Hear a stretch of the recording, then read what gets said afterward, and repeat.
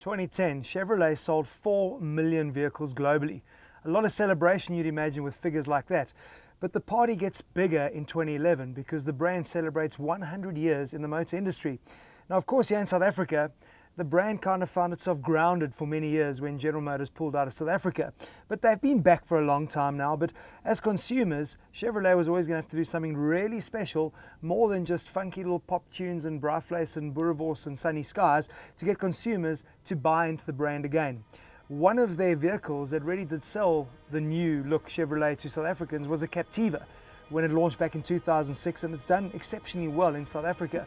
Last year selling 2,000 units. The new one is out now, and judging by what they've done with the front end and the interior and a couple of nice changes to it, the Captiva and Chevy brand is just set to take off in SA. The Uitenhage-built Chevys of old were so suited to our roads that they wore South African names like Commando and Constantia. The Captiva, by contrast, is assembled in plants all over the world and sold as the Opel Antara, Saturn Vue and Daewoo Windstorm in different markets.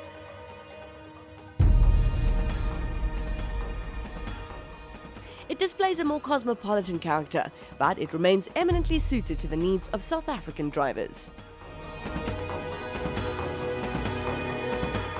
Let's be honest, there was never anything wrong with the styling of the previous generation Captiva, and happy to say that Chev designers decided not to change too much in that department. What they have done though is they've actually made the front end a lot more aggressive, and that we like. They've gone with a dual grille 60/40 split, and the Chevy bow tie new design on the Captiva is very proudly displayed on their front end, but it certainly does look very arresting, very aggressive. Captiva means business on the road. Looking at it from the side, those strong shoulder lines are still there. It really is a good car to look at.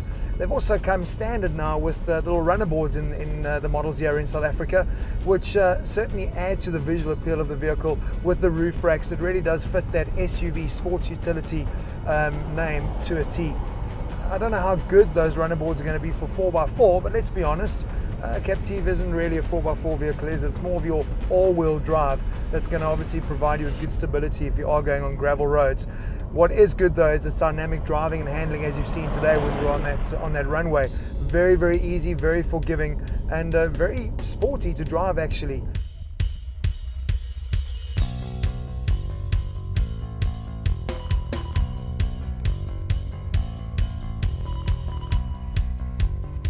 The biggest complaint that people had with the previous generation Captiva obviously were the engines.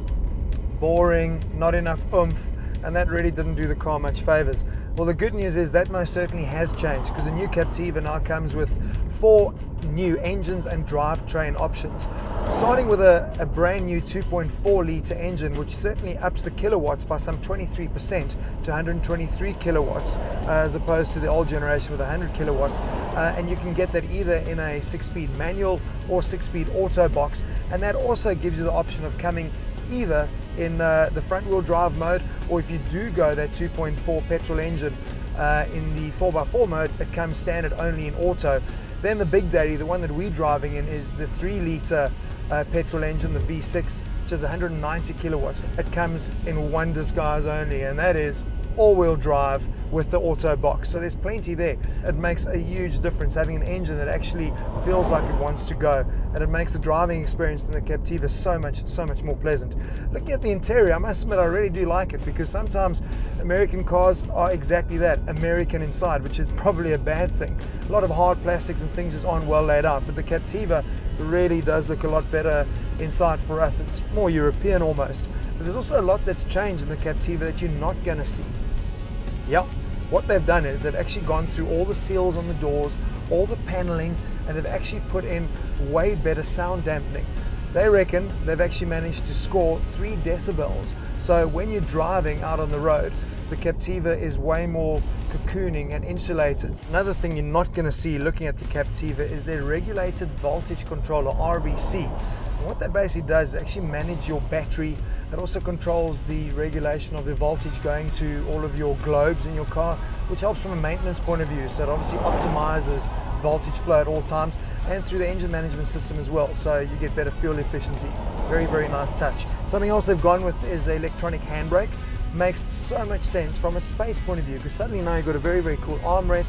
You've got nice storage bins as well. So this car really is super practical. Comes all the safety features as well. But practicality and versatility is what this really is about. All the Captivas obviously come with that 7-seat option, and usually that's cumbersome if you want to change and actually convert it into a 5-seater with a cargo area. Not the Captiva.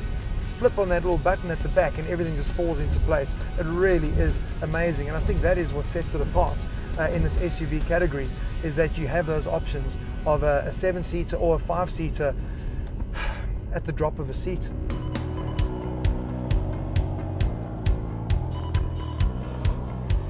The good news with the new Captiva then to close, I think, is that it offers a consumer a really well-rounded package, something that it didn't do, I think, in the previous generation, all because of the new generation power plants and drivetrain options that you now have. Is this a car you're going to go bunda bashing in? Well, let's be honest, yes, it has capabilities. Yeah, we are the Graabies. It comes with all-wheel drive if you choose that option. There's hill descent, fantastic. But I think this thing is more comfortable cruising around in suburbia, and it's going to do that with a lot of style. It's going to look the part, and you're going to have a lot of fun driving it as well. I think it comes down to the name Captiva. It's always captured the emotions from a visual point of view, and now it's going to capture you from a driving point of view. It's a lot of fun.